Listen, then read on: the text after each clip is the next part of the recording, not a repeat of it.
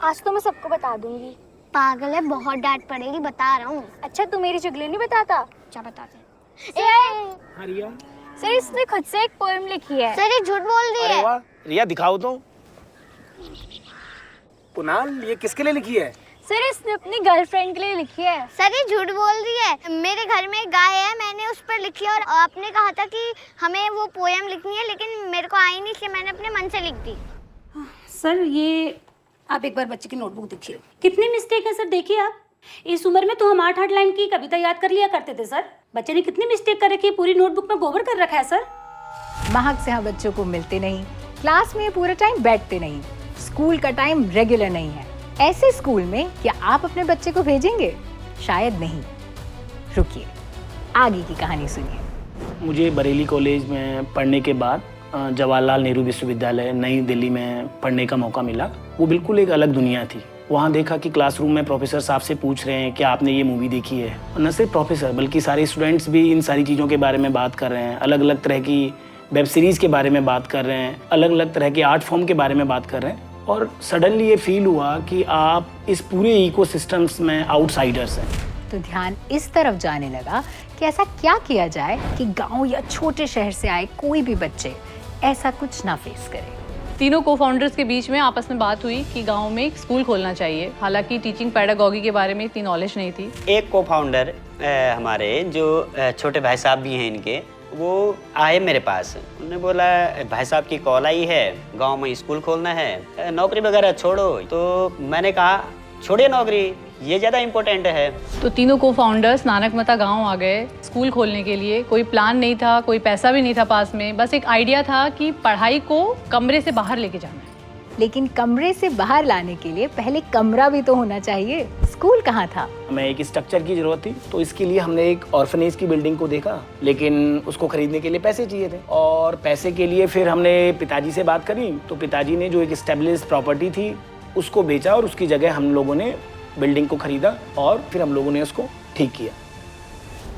लोग क्या करते हैं, एक को दूसरे से कंपेयर करते हैं। गांव के लोग जो थे इनके आइडियाज़ को कंपेयर कर रहे थे बाकी स्कूल के रेगुलर टीचिंग मेथड से। हम कोशिश करेंगे ना पहचानने की, थोड़ा उनके फीचर्स को सिमुलेट करने की। हाँ तुम्हें पता है वो फेंस भाई आजकल कम होती जा रही है यहाँ पे। तुम्हें पता है इसका रीजन क्या है? क्या? जो ग्रासलैंड है ना वो भी खत्म होता जा रहा है, और ये जो आजकल कंस्ट्रक्शन भी कितना ज्यादा बढ़ गया है ना, वेटलैंड भी खत्म होता जा रहा है। आइडिया तो जुनूनी था, इसे अब कोई नहीं रोक सकता था। स्कूल सिर्फ जुनून से तो चल नहीं सकता था, इसके लिए इंफ्रास्ट्रक्चर चाहिए और इस सब के लिए पैसा चाहिए। सिर्फ फेलोशिप से तो ये सब चीज़ें हो नहीं सकती थी। और पिताजी के रिटायरमेंट का पैसा ये लोग पहले ही ले ही चुके थे। लेकिन हमने कभी सोचा नहीं शायद रुक जाएं। अगर आपको याद होगा, जब एक बार इंजीनियर साहब आए, तो जब वो स्कूल में आए पूछते हुए एनपीएस कहाँ है, तो दो को फाउंडर हम लोग उस समय, क्योंकि हमें लेबर नहीं मिल पाई और हमें काम करना था, स्कूल तो चलाना था, तो एक को फाउंडर सिर में सीमेंट का बैग लेके स्टेयर्स पे चढ़ रहे थे और दूसरा शायद मेरे पास प्लास्टिक का एक परात था जिसमें बजरी रखी हुई थी। तो फिर स्कूल की आंटी ने बताया कि कोई आपसे मिलने आए हैं। तो उन लोगों ने हमसे हमारा बैकग्राउंड पूछा और अच्छा आप लोग यहाँ से हो और गांव में स्कूल खोल रहे हो। उन्होंने कहा ठीक है, मैं बहुत जगह पैसा कमाने के लिए काम करता हूँ, लेकिन ये बिल्डिंग मैं बनाऊँगा और ये मैं इस प्रोजेक्ट में एक तरह से इन्वॉल्व होना चाहता हूँ।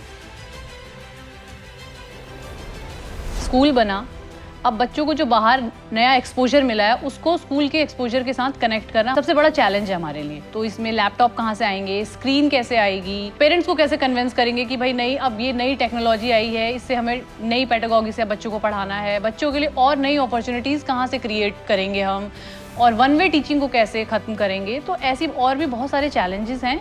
आज नानकमता पब्लिक स्कूल के बच्चे अपनी कम्युनिटी की ओनरशिप ले रहे हैं। वो कम्युनिटी लाइब्रेरी चला रहे हैं, कम्युनिटी में बायोडाइवर्सिटी को डॉक्यूमेंट कर रहे हैं। न सिर्फ बायोडाइवर्सिटी को डॉक्यूमेंट कर रहे हैं बल्कि अपने जूनियर्स के लिए बहुत सारे रास्ते ओपन कर रहे हैं। जो बच्चे यहाँ से देश के अलग अलग संस्थानों में, अलग अलग यूनिवर्सिटीज़ में गए हैं, वो मेक श्योर कर रहे हैं कि उनके जूनियर्स को वहाँ आने में, एंट्रेंस क्लियर करने में हेल्प मिले। नानकमता के ट्राइबल बच्चे मैक्सिको की कोको जनजाति के ट्राइबल बच्चों के साथ हर मंथ में एक बातचीत करते हैं।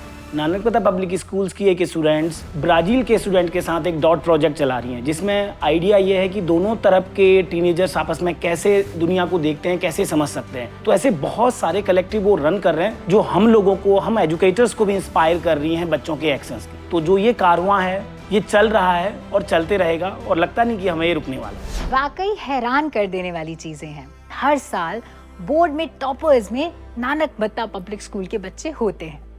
Azim Premji university, Delhi university, Ashoka university जैसे कोवेटेड इंस्टीट्यूशंस में यहाँ के बच्चे स्कॉलरशिप्स पे जाते हैं। इंटरनेशनल कॉम्पिटिशन्स ये जीत रहे हैं, बाहर देशों के बच्चों से लगातार कम्युनिकेट कर रहे हैं, अपने घरों में, अपनी सोसाइटी में बदलाव ला रहे हैं। फिर अब क्या चाहिए? दीदी चलो ना घर चलते हैं। अरे अभी मेरे बोर्ड्स काम चल रहा है, पहले थोड़ा पढ़ लेते हैं फिर चलेंगे, ठीक है? ठीक है।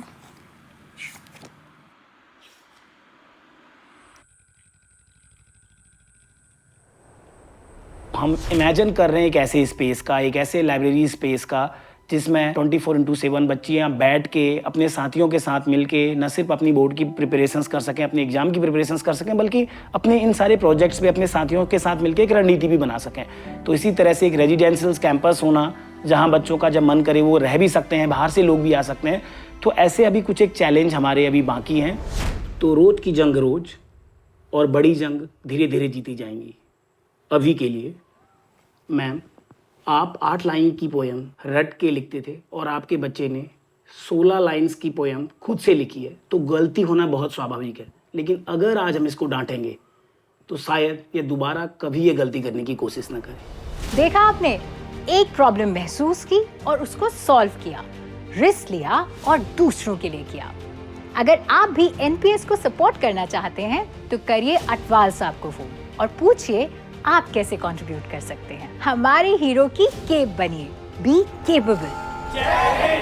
क्योंकि हीरो का उल्टा विलन नहीं होता, हीरो का उल्टा होता है तमाशबीन।